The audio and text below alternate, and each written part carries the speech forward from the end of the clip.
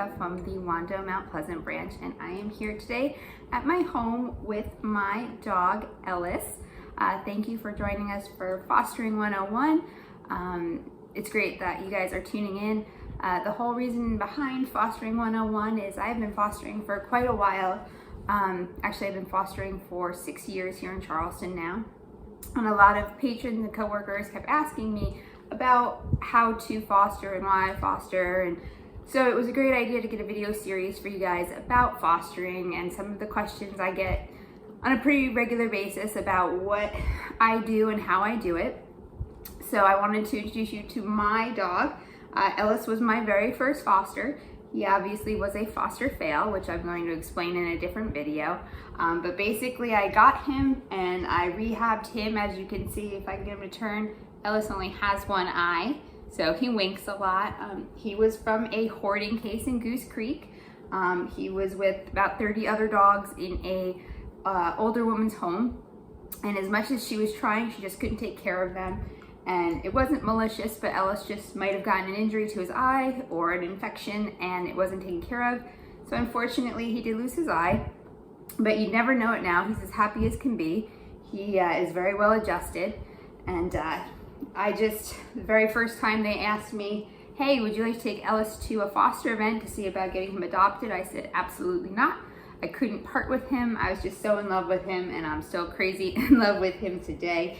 He is my bestest buddy in the whole world. So I have a bunch of questions that I have selected from patrons that have asked me and other staff members at the branches about fostering, and we're going to cover a bunch of those topics throughout the next few weeks. But for today, I just wanted to do an intro to me and Ellis and some of the ideas behind fostering. So I have a bunch of the questions here and I'm going to answer them real quick. So what is fostering is the first one. Fostering is basically animals are taken from shelters throughout South Carolina, actually all over the nation. But the group I work for, Unoya Rescue, they take their dogs from different groups around Charleston. And these dogs are sick or just being passed up in the shelter environment, or even they need just time out of the shelter to decompress and be able to develop a personality so that they might be able to get adopted eventually. So fosters take those dogs and they make sure they get all of their medical treatments, make sure that they get a loving home so that the dog can kind of see what a real home should be like.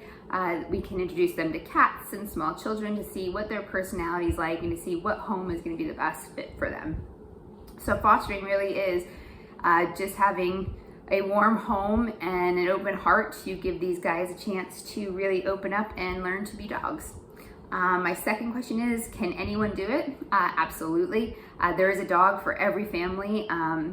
I have had dogs from small to large, sick, not sick. They're in all different forms, and there is a dog for every family. If you think you can foster, the only thing you really need is a home where there's room for them to have a bed and be able to go outside to go potty. Besides that, that's really all you need. So fostering is a really great option, especially for families who might not be ready to quite adopt yet. Fostering, you get to keep them, you get to see all kinds of different dogs, all different breeds, and you get to really figure out which dog might be your best companion. Or you might be like me and foster fail and end up with a permanent member of your family. I have, since Ellis, fostered about 13 dogs since then. Some for a couple days, some for a couple of months. So it can be all different amounts of time that you'll have your dog for. But he was my only foster fail. Everyone else went on to have a wonderful experience to get adopted into a great home. So how long do you keep them? Same kind of idea. You can have them for a few days, you can have them for a few months. Basically, it depends on your foster group's decisions, what they're going to, how far they can go to get them adopted, if they're sick, how long it's going to take to rehab them back to health. So there's lots of different time spans that you might have a dog for. Is it expensive? Absolutely not. Fostering is free, and what you gain is just a ton of love and the idea of knowing that you gave a dog another chance.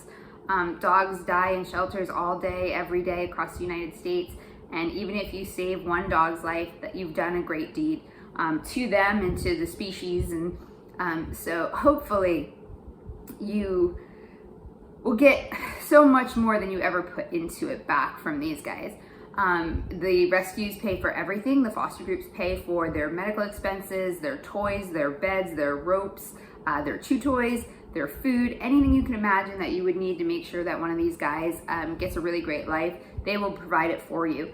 If you wish to buy things outside of the group, which I usually end up doing, I like to make sure all my fosters have their very own collars, and sometimes I just go ahead and buy that stuff on my own. And that's totally up to you. You definitely never have to do that if you don't want to. Who was your favorite foster? Obviously this guy right here was my favorite foster. Ellis and I have been together for 7 or 8 years now. He's a little old man. He's 10, 11 years old. He's actually in chemo right now, so he's going through a lot, but the doctor said it's a really great prognosis, and hopefully I'm gonna have this guy for a couple more years to keep me company.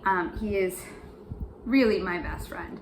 Have you adopted any of the dogs you fostered? Ta-da, here he is. He is the only one I have adopted. All the other ones, as I said before, have gone out to great homes. So really, that's the last question I have for me and Ellis. You're gonna hear all different kinds of information in the coming weeks, from how to sign up to be a foster. You'll learn about medical fosters and hospice fosters and so many different types of fostering situations and questions and answers. And if there's anything that we don't answer and you're still interested, definitely reach out to us and we'll make sure that we get an answer for you. But if anything, I hope you take away from this that fostering is an amazing thing. It's free. It's something you can do. Your family will love it. If you have little ones at home, it's a really great way to introduce them to having a dog and adoption, and just really learning how to take good care of these guys should your family decide to adopt in the future. And you get all the love that you could ever want back from them if you just give them a little time and a little energy. You might have to work with them slowly. A lot of them have never been in a house before, so you might be the first time they've ever had to learn to potty train, or you might be the first time they've ever had a squeaky toy. My favorite thing always is the first time one of my dogs gets a toy and they realize it's theirs and they can have it and play with it whenever they want. It's the most amazing feeling in the world to see a dog finally learn how to dog. That's what I call it. So on that note, we're gonna sign off. Me and Ellis hope you enjoyed this video, and we hope you'll tune in for some more videos. And then of course, also tune in to our Bon Appetit series, where you will learn about healthy foods that you can make for your fosters now that you have them, or your dogs at home. Because of course, once we have them, we wanna make sure that we maintain their health the best we can and give them the best food that's available to them. So y'all have a wonderful day, and we hope to see you on our next video.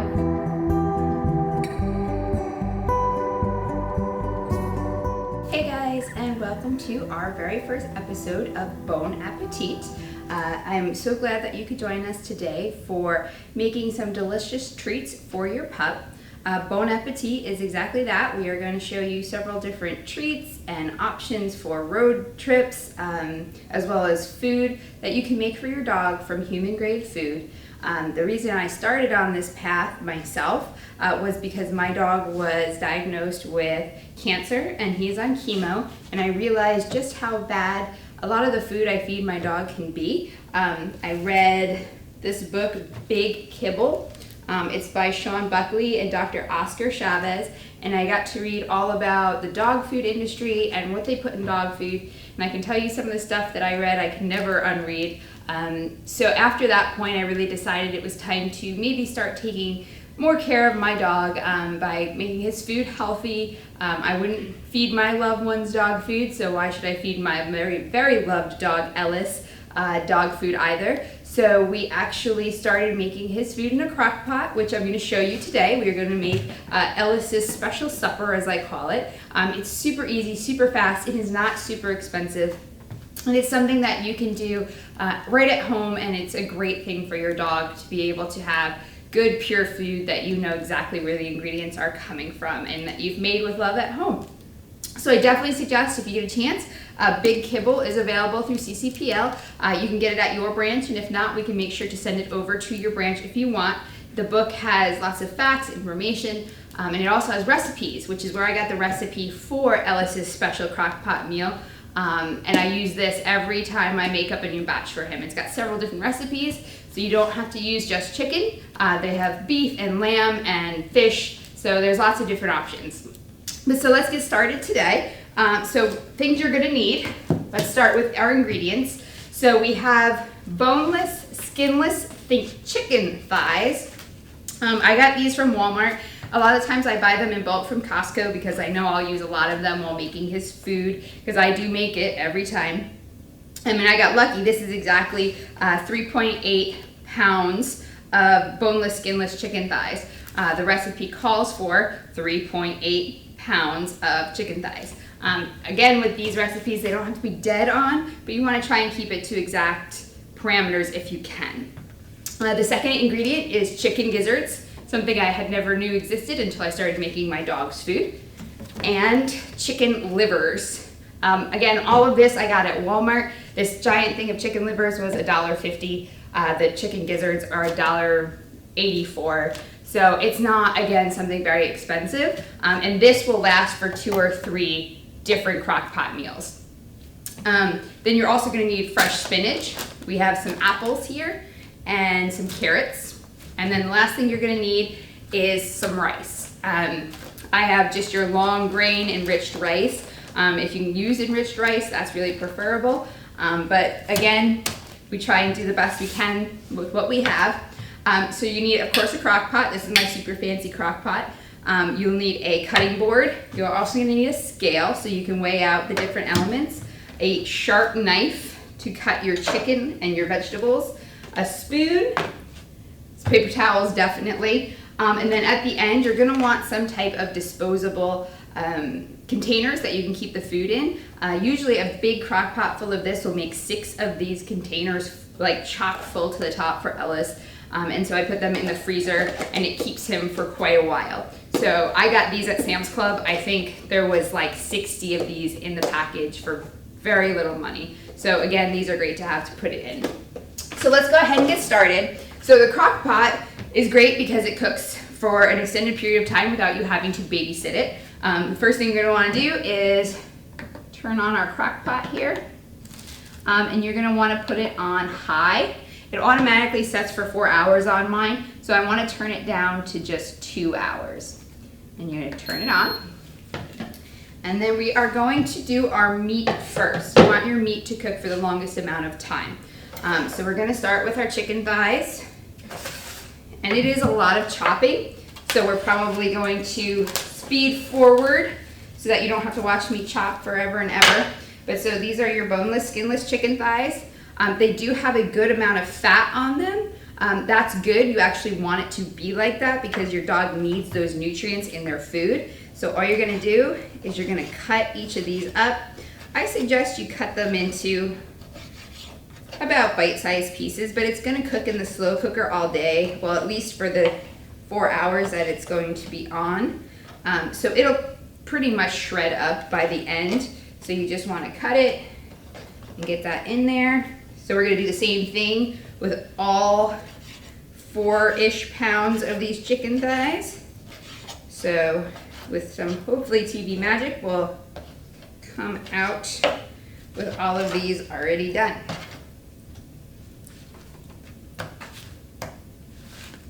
Something I did learn while doing this though, super sharp knife is your best friend. Just be careful of your fingers. And again, they don't have to be perfect.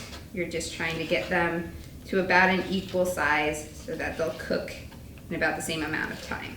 All right guys, so that is all of our chicken. Those were boneless, skinless chicken thighs. We've diced them all up and got them into that crock pot. And then we are now gonna move on to our chicken gizzards.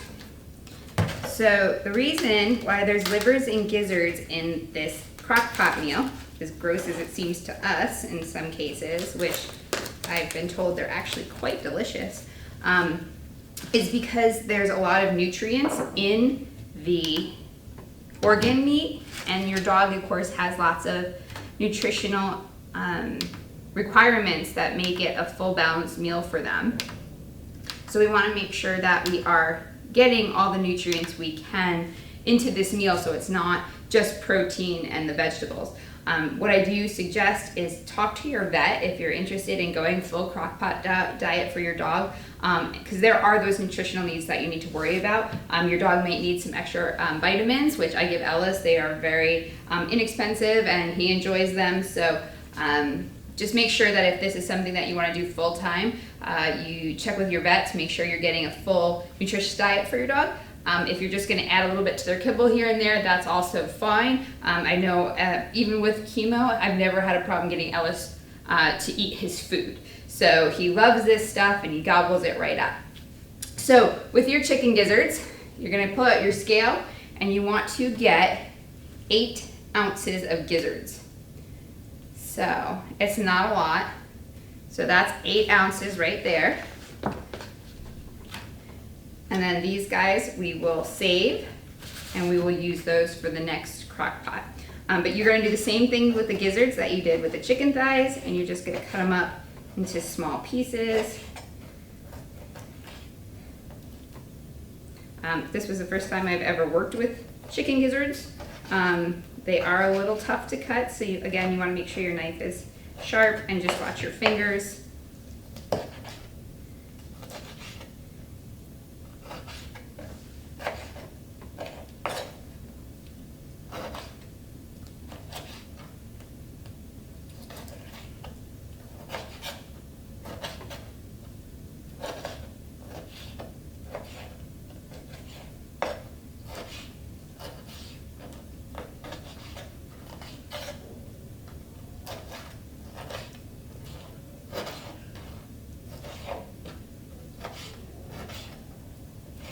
Okay, so our gizzards are all cut up about the same size, and they are going to go in the crock pot with our boneless, skinless chicken thighs. And then we're going to move on to our last meat component, which is going to be chicken livers. These are rich in iron, which is really good for your pup. So again, super inexpensive. You can find them at Walmart or Food Lion. I did not find them at Harris Teeter or Publix, but you can get them at the other stores. So with these, you're going to want to do the same thing, except you're only going to want to do 6 ounces of livers.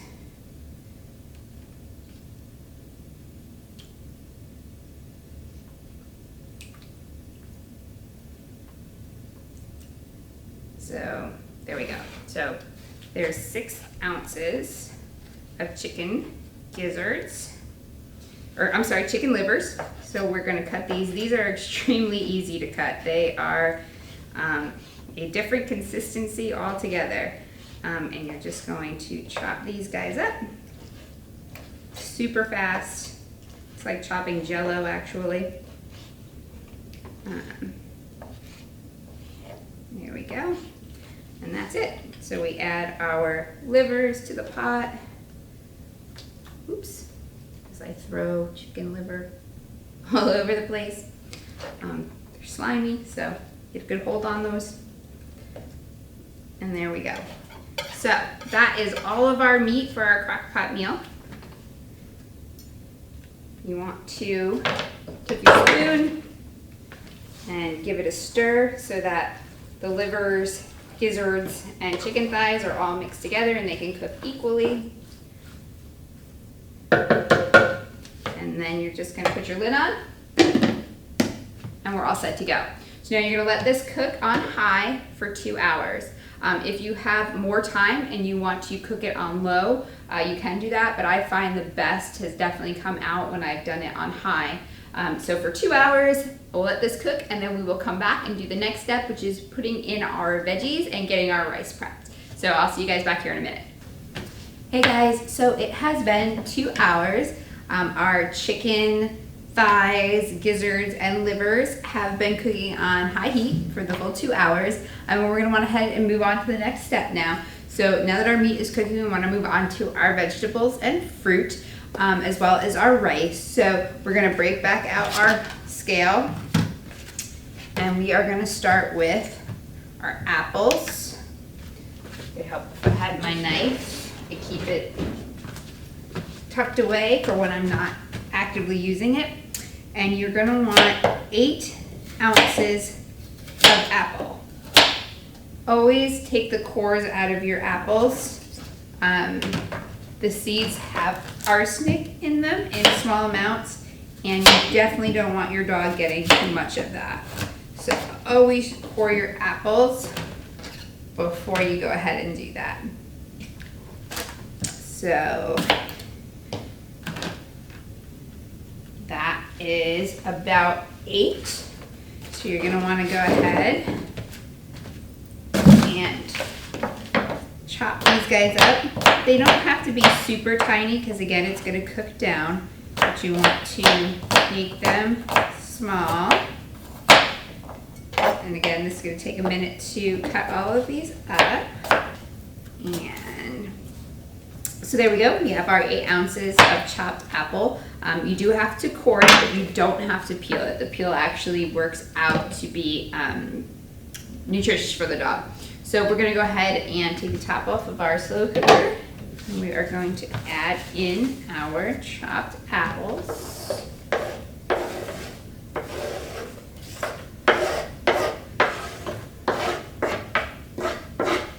Awesome. And now we're gonna move on to our carrots. So you wanna do 8 ounces of carrots.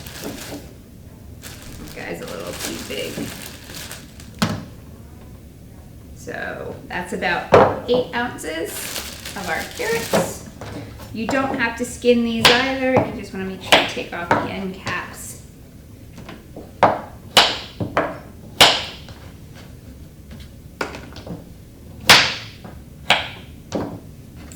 And then you want to cut these guys up. And you want to mince them as well. Again, it's a slow cooker meal.